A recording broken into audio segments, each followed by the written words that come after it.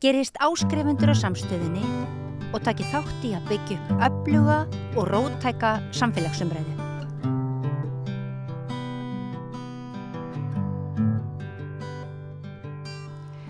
Í dag svokallaður dagur þýðenda og við vorum svo heppin að fá eitt svona helsta eiginlega frumkvöðul þýðenda eða þýðingafræða á Íslandi til okkar í spjall. Það Gauti Kristmannsson, prófessor í þýðingafræði við Háskóla Íslands. Vertu velkomin. Takk fyrir að koma. Takk sömuleiðis. Geturðu byrjað að segja okkur bara frá þessum degi?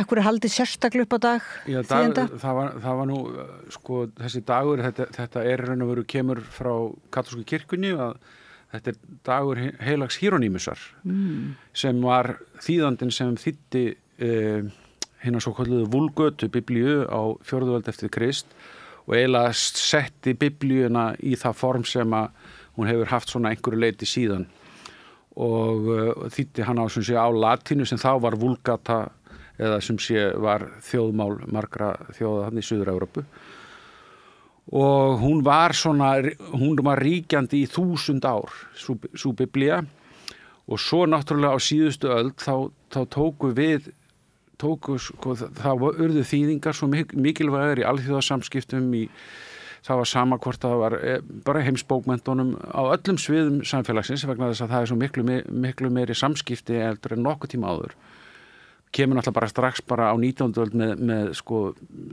telegraf, rit, post, skeytasendingum og svoleiðis og þá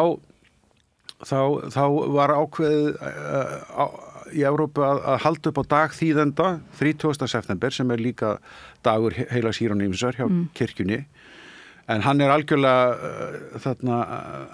veraldlegur sem dagur þýðenda því að það farið að halda upp á honum allan heim hvort sem það í Kína eða í Bosníu Herzegovinu eða hér eða eitthvað hér hefur bandalag þýðenda og túlku oft staðið fyrir dagskrá á þessum degi til þess að fagna þessum degi.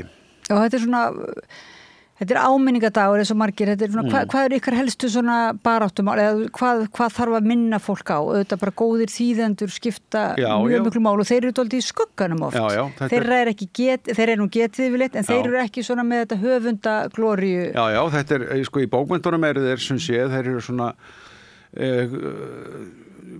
fótgönguliðar heimsbókmyndana stundum litið á sem slíka sko en heimsbókmynda myndi ekki eiga sér stað án þeirra. Og það vita náttúrulega mjög margir höfundar og svo framvegis og texti þýðenda jafn höfundaréttavarinn og texti frumhöfundar. En það samt sem áður sko svo mikið af því sem við erum að neita að lesa alla daga sem engin veita þýðingar. Ég meina, ef þú lest erlendar fréttir það alltaf einhver búinn að þýða eitthvað. Það er alveg saman þó að íslensku fréttamaður sé að segja það. Hann búinn að fá texta einhverjum erlendis frá, hann búinn að endurrita hann á íslensku. Það fer fram þýðing. Nú, ég meina, öll lög og reglugerðir á Íslandi. Þetta kemur alltaf frá Evrópusambandinu. Þetta þýtt. Stór hópur þýðenda sem að búa til nýja íslensku á hverjum degi þarna í utanríkisráðuneytinu. Og svo þegar við heyrum þingmenn segja sko, já, við erum að skoða hvernig eða ráðherra, við erum að skoða hvernig þetta gert á hinum Norðurlöndunum, þá þýðir það einhverjum í ráðuneyt að þýða úr dönsku eða sænsku eða norsku á íslensku. Við erum í raun og veru þjóð sem þrífst á þýðingum að við getum ekki búið til þetta allt sjálf hvað sem við getum búið til pínlítið skáldskap og það gengur ekki einu sinni alveg upp í leikhúsunum, þar eiginlega meiri hlutin þýðingar. Við þurfum á þýðingum að halda til þess að geta haldið uppi þessu þjóðfélagi. Og fyrir utan að við þurfum náttúrulega, ef við ætlum að til dæmis rithöfundar og leikskáld og einmitt líka stjórnmálafólk, þarf virkilega að á þýðendum að halda ef ætlar að höfða til fleiri en verið í stærri samræðan bara við íslenska Það þarf yfirleitt eitthvað sko, og náttúrulega líka ef við viljum komast í samtali við útlönd sko, menn tala oft það sem ég kalla broken English svona eins og Marianne Faithfull söngum það en þarna sko, en það samt sem áður til þess að útrás íslenska rithöfunda fer minnst fram á hinu enskumælandi málsvæði, hún fer fram í Þýskalandi, í Frakklandi, í Ungverjalandi og svo framvegis. Þar verið að þýða bækur af íslensku, svona sem dæmi og þetta talsamband við hinn framandi heim í gegnum þýðingar algjörlega lífsnauðsynlegt, bæði fyrir okkur til þess að kynna okkur og líka til þess að fá eitthvað utan. Ég hef starfað sem rithöfundur aðeins og sko kynnst þýðendum í gegnum þýðingar og það náttúrulega ekki það að kemur eitthvað sérstaklega óvart og þó hvað auðvitað mikil vinna og margar spurningar sem vakna og hvað samræðan við þýðendurna sko áhugaverð og bara eiginlega opnar fyrir manni svo margt, ekki bara í eigin texta, eigin menningu, heldur líka sem sagt annað, þar að maður hugsa stundum að þetta eitthvað svona svolítið lúksus að fá að vera að sjá eða hitta þessa þýðendur sem að þýða verkin þín til að mynda. Já, eða og kannski bara hittur það, gildur bara skrifast á og þetta þess að ég segi, þetta svona frekar ósýnileg stétt að mörgu veiti. Oft talað ósýnilega þýðandans. Sko þessi stétt, þessi hópur náttúrulega ofta að vinna sko í þágu textans og fyrir þágu einhvers verkefni sko og verður þess að það alltaf fullt á öðrum ósýnilegum stéttum sem sko vinna, ég meina, þú veist, á spítalunum, hjúkrunarfræðingarnir og svo framvegis. Það við getum borið saman við ýmsar stéttir sko fólk sem að vinna að einhverju verkefni fyrir aðra. En þarna nú kannski sérstaklega mikið vegna þess að það oft gert krafa að það sjáist ekki á textanum að hann sé þýddur, erlendur og þarna hann flæða vel og það má ekki vera svona skrítið orðalag og allt það. Jafnvel þó það sé í frumtextanum sko. En það nú stundum þannig sko frumtextar ekki allir það sem þeir eru séðir sko. Það nú, ég var að lesa nýlega bókum eða þess að sé ævisögu dagbókar Önnu Frank, ekki ævisögu Önnu Frank, heldur ævisögu dagbókarinnar. Og það bók sem segir frá því sko hvernig þessari dagbók stúlkunar upp á háaloftinu hún var meðhöndluð í bæði þýðingu og frumtexta, allskyns ritstjórn og tekið út það sem að hún var kannski eitthvað að tala dónalega við vinkonu sína að því þeir eru náttúrulega á táningsaldri. Það var þá klift út og bætt og svo framvegis og það sem sé orðið til eitthvað sem heitir óstöðugu frumtexti. Þetta á við fleiri, ég meina Emily Dickinson, ljóðskáldi fræga og svo framvegis. Þarna ég var einmitt að lesa núna fyrir vísjá sko þarna Gabriel García Márquez þarna Sjáumst í ágúst sem gefin út eftir dauðans, löngu eftir dauðans og hann hafði ekki ætlað að gefa út en nú búið að eiga við þann texta og þýðan á íslensku og það mjög áhugavert sko. En þarna sem sé þýðingin oft dýfsti lestur sem nokkur höfundur getur fengið. Ég gleymi því aldrei einhvern tíma var ég á svona seminari í Þýskaland þar sem að ungur þýskur höfundur orðin allfrægur fekk að hitta svona 10 þýðendur sína á önnur tungumál í Evrópu og þetta var eitthvað svona sem var styrt af því að þeir gátu mætt þarna 10 saman á eitt stað, Strahlen heitir það bæri í Þýskalanda sem svona þýðendahús og svo sátu þau bara í 2 sólarhringa eða 2 daga heila og fóru í gegnum bókin hans og þarna og þýðendur spurðu og þetta var ægilegu töffærið þessi náungi sko. Þjóðverið af tyrkneskum uppruna í kábáistígulum og öllu sko. Það var alveg stereotypan en hann kom bara mjög bljúgur upp úr kjallarannum af því þá voru þið búin að segja herðu, býttu við þetta stemmir ekki hérna hjá þér það hefur nöfnruglast ýmsar staðreindir býttu við, það þurfti hjálpa hann situr alltaf upp með frumtexta sem meingallaður af því þýðendur hans bara voru búin að lesa textan eins og maður segir í drasl en ég meina það var allt í leið þeir löguðu það bara og þá var það í þýðingu en maður hugsaði með stundum það að hvort að þýðingar sé ekki stundum bara betri heldur en frumtextin. Ég allavega upplifði það stundum með þýðendur hvað þeir eru ofbáslega glöggir og lesa djúpt og einmitt koma auga á einhver algjöra rugl. Eitthvað rugl. En svo það líka þetta með þýðendur þurfa að vera mjög klókir og klárir og góðir lesarar. Þeir verða að skila höfundar einkennum og í vísindalegu nákvæmni að vera svo lestextar. En þeir verða samt að þeir verða mega samt einmitt ekki setja sitt mark á textanum of. Já, það fer svona svolítið eftir textanum og hvert markmiði og alltaf, það alveg hægt að gera það, ég meina, ég til dæmis lesi nýlegar þýðingar á Óvíð og þarna öðrum fortextum eftir feminista, þar sem til dæmis þeir taka Óvíð og afbyggja gjörsamlega í þýðingu, að þetta náttúrulega bara saga af ofbeldi og nauðgunum. Þetta er ekkit einhver svona, þú veist, ekki svona þessi klassísku gleru og guð, þetta er svo fallega skrifað og allt það er fallega skrifað en á endanum það bara þannig, Gerður Kristný gerir svolítið svipað með þarna blóðhópni. Þannig, og það er það sem ég myndi kalla innanmálsþýðing, það er þýtt innanmáls. Og þannig að það getur alveg verið, en svo er náttúrulega, ef þið getur líka tekið þann pól í hæðina, því langar til að skila orðfæri, orðsnild, þekkingu og stílsnild höfundar, það náttúrulega leggur þið fram það og þá kannski kemur þessi, þetta er spurning, sko, það er oft í talaðum í þýðingum, sko, það er mjög móralsk hugtök í notkun, þannig sem tryggð, trúnaður og svona það, ég meina höfundur getur logið eins og hann vill, en ef þýðandi segir ekki satt frumtextan með þýðingunni sinni, þá er hann bara fordæmdur. Þannig að þeir hafa svona, við höfum sem þýðendur svona eitthvað dýpri skildur heldur en rithöfundar sem eru bara svona út að skemmta sér, sko. Já, bulla bara eitthvað og svo verður þýðandina þetta er öfumlega allt til umræð, það er þú sem dregur upp öll þessi spursmál, að þetta sé ekki bara sjálfsagt, góð þýðing er ekki sjálfsögð. Nei. Og þannig að þú er eiginlega byggir þýðingafræðin á þessu, er það ekki? Þú ert að, fyrir hverju er þýðingafræðin? Þýðingafræðin er fyrir bara alla sem vilja vinna í þýðingu. Það er bæði hjá mér nemendur sem er að vinna bara tækni, texta, skýrslur og annað og náttúrulega Evrópusambandsteksta og eitthvað svoleiðis.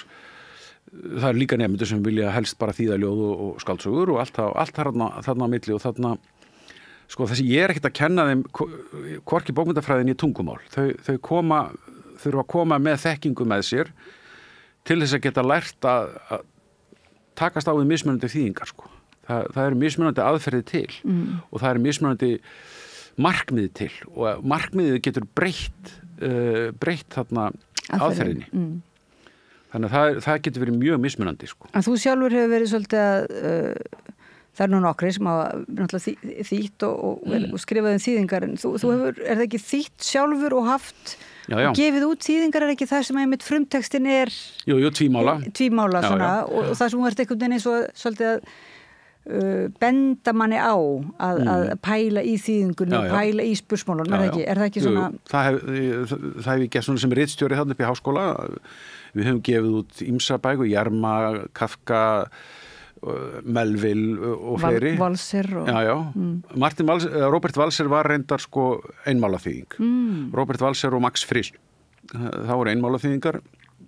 En við höfum gefið út svona ýmsar bækur og stundum tvímála og það er náttúrulega líka, sko, fyrir lesendur sem kunna erlendamálið getur það verið skemmtilegt eða sem er að læra erlendamálið. Þetta var nú kannski aðeins pedagógisk hugsun þar. Og þarna það má líka velta fyrir sér, sko, það er til ýmsar leiðir til þess að fylla upp í þýðingu, ef ég má orða það svo. Það er að segja að við notum fylgiteksta eða hliðarteksta. Það er að segja, það er formáli. Það er náttúrulega sem ekki er vel í skáldskap bara neðamálsgreinar. Reyndar eru sumskáð, Vladimir Nabokov var mjög hrifinn af neðamálsgreinum en þarna, það er svona þetta fyrir eftir, það eru fæstir sem vilja hafa neðamálsgreinar í skáldskap. Ég sé það þó samt í svona þessum klassísku þýðingu sem við höfum fengið undanferðin ár, það eru oft svona smá skýring, það er oftast nær einhvers konar góðfræðileg skýring eða eitthvað svoleiðis, sko. En það er hægt að vera með, sko, eftirmála, það sem er útskýrt markmiðið með þýðingunni, hversna þessum stílbröðu voru tekin og annað. Og þetta getur verið mjög áhugavert, sko, hefur oft verið gert, sko. Stundum eru þessi formálar reyndar bara svona einhvers konar afsökunarbeiðni. þú veist, ég kann ekkert í tungumálinu og þekki þennan höfund ekki neitt en ég þýtti þetta nú samt þá maður búin að viðurkenna vannmátt sinn og þá getur enginn gagnrýnt mann fyrir það sem maður gerði sko, en venjulega eru þessi formálar og eftirmálar einhvers konar útskýring, það er viðbót við þýðinguna og raun og veru að mínum að þetta er hluti af þýðingunni, þú skilur textan betur ef þú lest eftirmálunum, við sjáum þetta náttúrulega í lærdómslistarritunum þarna hjá bókmyndafélaginu, það er alltaf eftirmáli og þýðinguna og allskyns fylgitekstar og bæði viðfangsefnið og hvernig vinnan er gerð og unnin og svo framvegis. Þú sjálfur hefur nú þýtt. Já. Tölvert. Hvernig ertu núna þegar þú ert að kenna, hefur svona tíma til að þýða líka? Já, lítið. Ég er að þýða Tárafjalli eftir Tómas Mann núna. Ég er alveg að vera búið með þá bók. Hún er náttúrulega alveg óbúðslega stóri. Ég er búin að vera í 4 ára að pjakki þessu og það er stórfenglegt verk að vinna sko, en hún er mjög sko, fyrir íslenska stílvenjur er hún mjög annarleg og verður fróðlegt að vita hvernig þarna verður tekið á móti því. Ég reyndi að taka svolítið pól í hæðina að flytja Íslendinga til höfundarins eins og Slægjamakka kallaði það sko, að annarkvort er að flytja lesandan til höfundarins eða höfundin til lesandans og í þessu tilfelli er ég að hugsa að reyna að koma lesendum til Þýskalands frekar reyna að láta eða Sviss. Já, ekki íslenskan. Já. En það er náttúrulega, samt sem áður, þarna er þetta þýðing og allt það.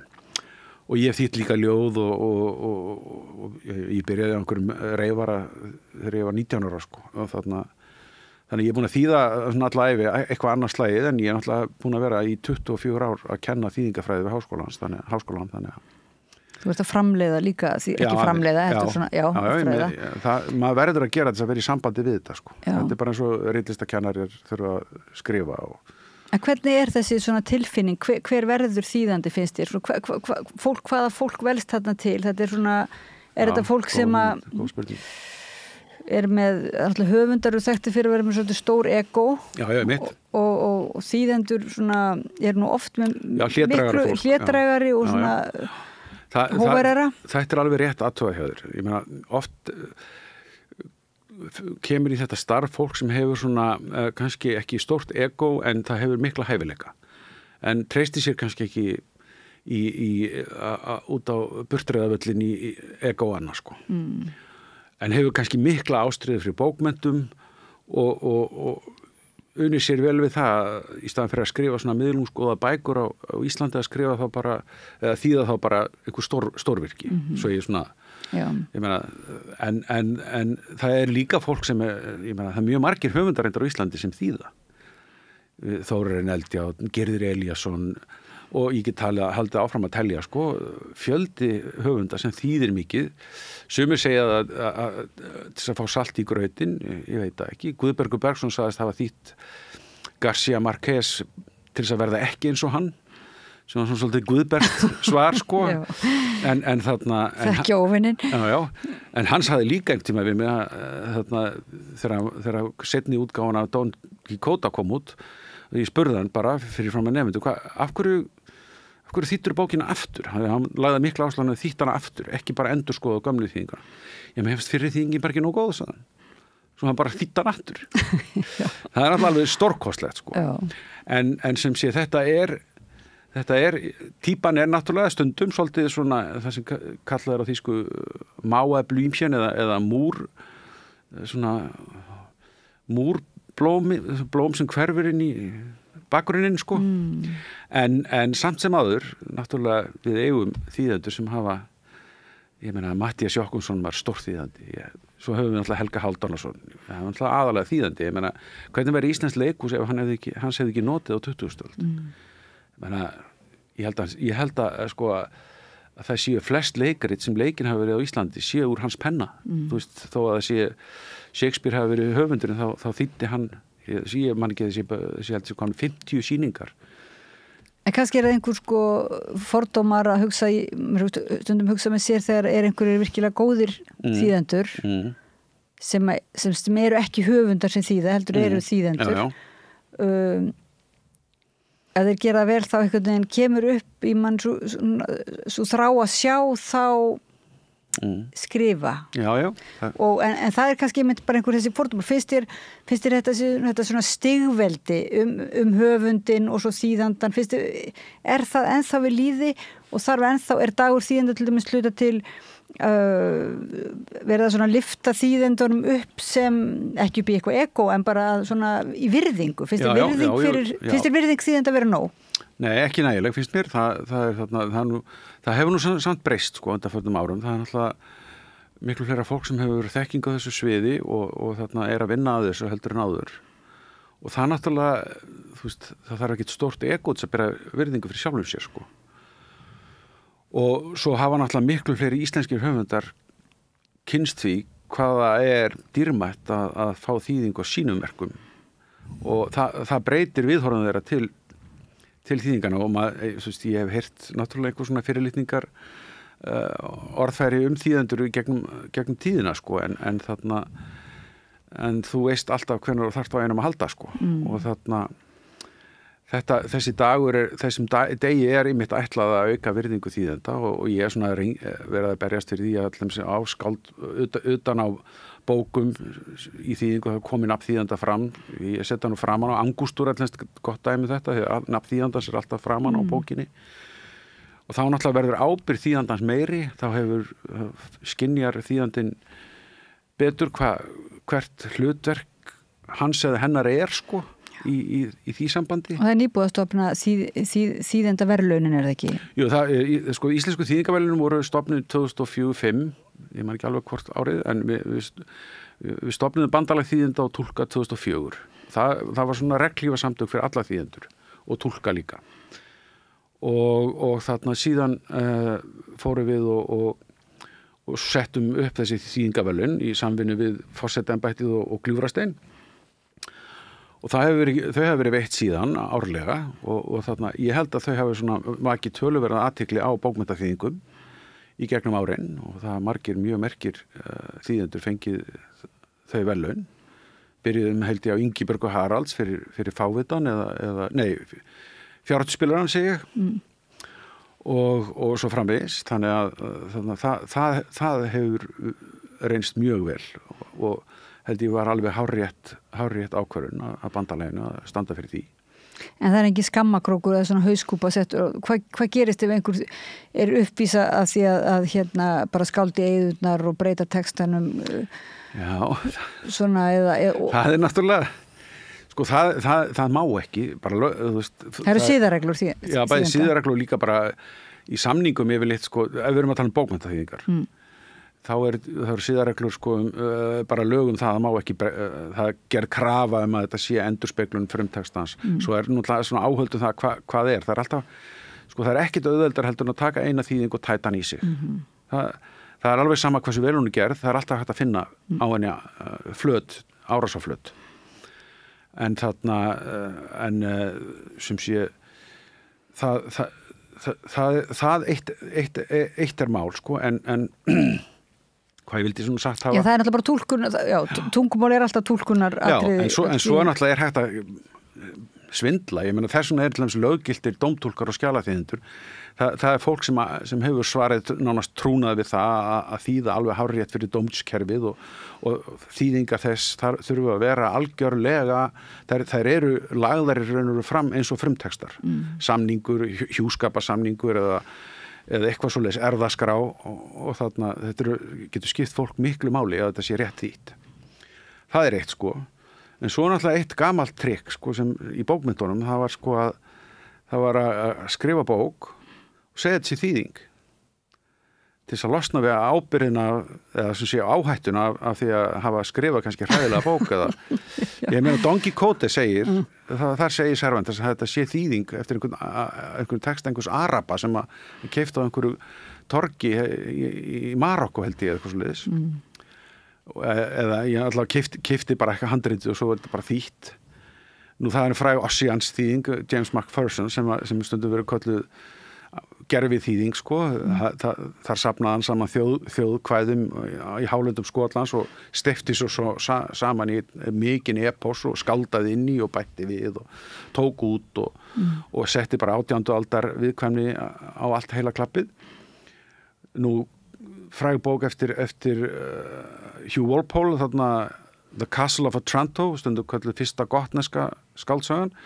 Hún átti að vera þýddur í ítölsku og svo framvegis. Menn hafa oft gert þetta til þess að stundum, það er til kenning fræðimaður sem heitir Gideon Toury sem heldur því fram að þetta sé oft gert til þess að kynna eitthvað algjörlega nýtt í bókmenntunum. Eins og James Ossians kvæði, James Macphersons, þetta var ljóðrædd prósi á episku kvæði. Áður höfðum við bara alltaf haft rím og hrynjandi og alveg bundið mál. En þarna var eitthvað sem hafði verið bundið mál greinilega, sett fram sem prósi, en samt sem áður, þú veist, rosalega ljóðrædd prósi. Og sama er með Castle of Otranto, fyrsta svona gotneska skuggasagan, sko.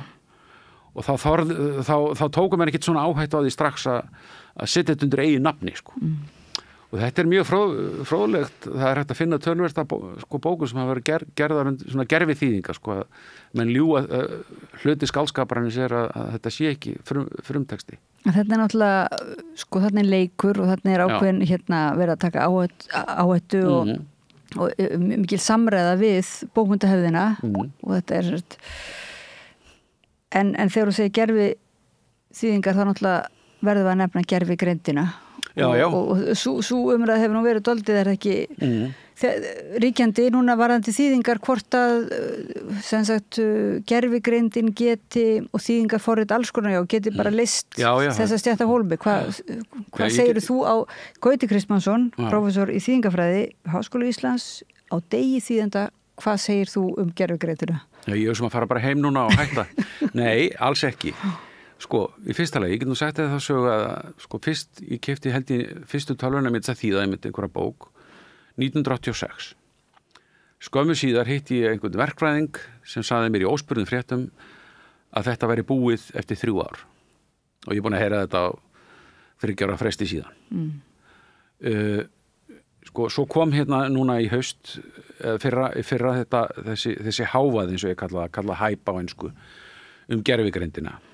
Ég benti nú kurteislega á það að það væri nú kannski líklegra að bæði bókhaldarar og verkfræðingar og allskins fólk sem er að vinna bara með svona konkrétt tölur og að það myndi kannski fyrst missa vinnuna því að ef tölur kunni eitthvað þá kunni það rekna en það er búið að vera að reyna að nota þær í 80 ár til þess að vinna með tungumálið og það er að hinga til ekki náði og þessi tungumálalíkun jú, það er náttúrulega bara tungumál massífur upplýsingar af tungumál og þau nota sem sé tölfræðilega líkindi á að eitthvað komið saman. En sko það er alltaf sem við verið bent á, sko ef það verður ekki þýtt neitt meira þá er það gagnasafnið alltaf það sama, sko. Það úreldist á einu ári, sko. Þannig að það þarf alltaf einhverja mannesku til þess að búa til þetta hið nýja sama með geta rithöfundir hugga sig við. Það getur vel verið að það verið hægt að láta gerfigreind skrifa 17 ný Shakespeare-leikrit en það skrifaði hann sín leikrit upp úr öðrum, hann var mest í ritþjóð og sögunar. En það yrði bara ekkert nýtt, sko.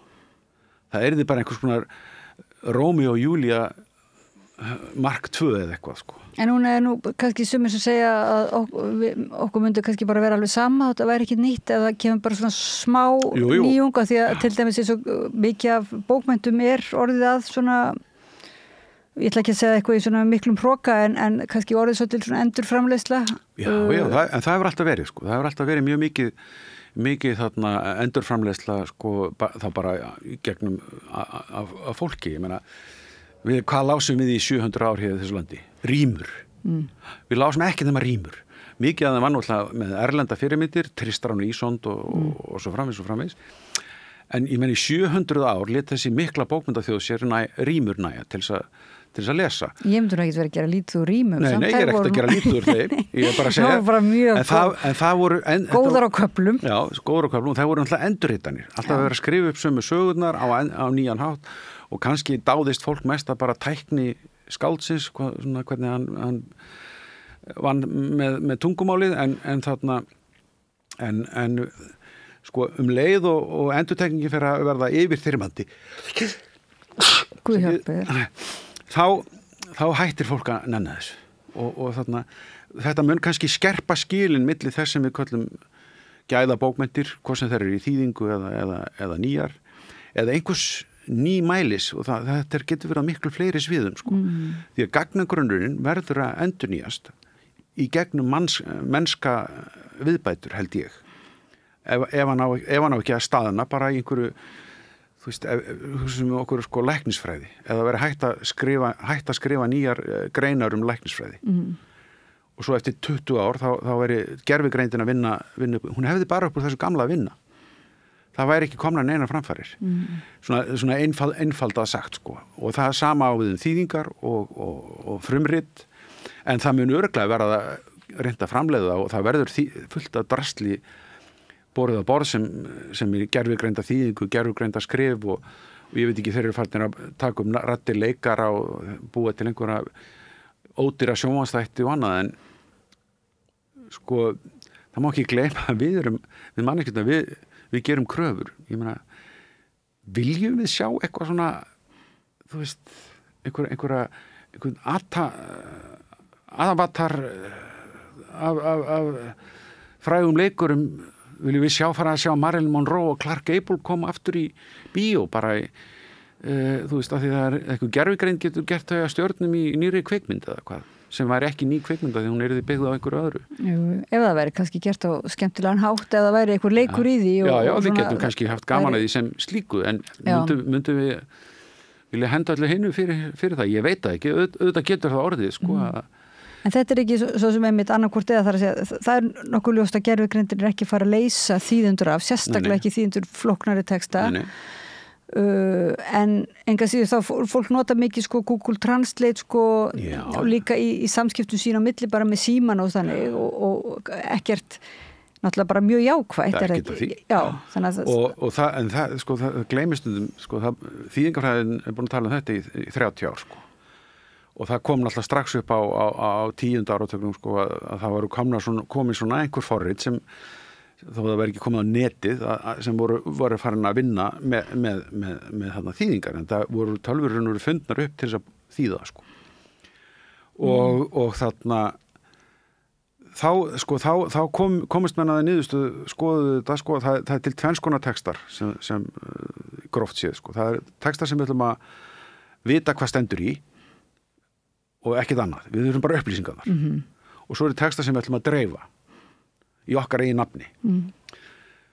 Textin sem við vitum, sko, þetta þýddi það gat einhver forstjóri í fyrirtæki í Bandaríkjunum sem talaði ekki nema ensku, hann gat látið setja rússneskan texta í gegnum vilþýðinguna og skilið, þetta var hans sviðið, þá gat viðkomandi skilið alveg sko hvað var ræða. En hann ætlaði aldrei að fara að birta þetta neins staðar. En svo ef hann myndi skrifa sem sé skýrslu þennan hlut, sko, þá myndi hann skrifa hana sjálfur. Þetta er kallað á einsku assimilation og dissemination sem sé þarna, upptaka og dreifing og þetta var reyndar til þess sko, að mjög mikið meira var þýtt af manneskjum vegna þess að þessi rússneski text er svolítið óleysi, ég ætla að fá hérna almennilega þýðingu á þessu. Já, vegna þess að það er mjög oft þegar maður notar eitthvað svona, þá maður veit, það er engin formáli sem fylgir, það er enga forsendur sem fylgja með í formáli og eftirmála, þannig að maður veit ekki alveg hvar skekkjan liggur en skynjar að það er eitthvað skakt og mikil vinna að greina það í sundur. Já, af því að nú er sko líka, sko, það er eitt sem gervigreindin hefur gert, textarnir eru svo áferðarfallegir. Þetta er ekki einhver nýgaríubréf, sko, það sem maður fær svona, þú veist, kæra vinur eða eitthvað sko, bara þú veist, það sem villurnar koma bara í hverju orði heldur sko þegar þú rennir yfir þetta er allt rétt málfræðilega og rennur smúðli, en svo er bara einhver grundvallar villa inn í þessu einhvern algjört bull eins og við höfum náttúrulega komið staða þegar að gervigreindin allavega hingað til finnur ekki lausnina, þá býr hún eitthvað til en hún býr ekki til eitthvað sniðugt og frumlegð, hún býr bara til bull eða hingað til. Kannski getur einhver lært að forrita þetta, hann gerir eitthvað frumlegt en þarna, og ég hef lesið viðtöl við þess að menn eins og þennan Hinton sem bara segja heimurinn er að farast sko og allt það, þetta mun bara taka yfir heiminn og ég held að það sé dálítið orðum ekki sko og þetta sé svona kannski meira heimur ferst sko sem hefur verið talað í 3000 ára. Já. Við munum svona nýta okkur það besta úr þessari tækni og sjá hérna og leggja því lið. En sko, hefur þú ekkert prófað að setja töfrafjallið hans Tómasar Mann bara henda því inn í... Jú, ég prófaði það. Er það? Já. Og hvernig var útkoman? Já, ég var alveg rólegur, skulum við segja. Það var alveg skelfilegt. Og þarna, þú veist, ég hafði þarf ekki að hafa neinar áhyggjur af því. Það getur vel verið að einfaldari textar geti farið yfir, en þarna, ég geti ímyndað mig jafnvel að það verði til svona, þú veist, þetta var þýtt af lifandi mannesku.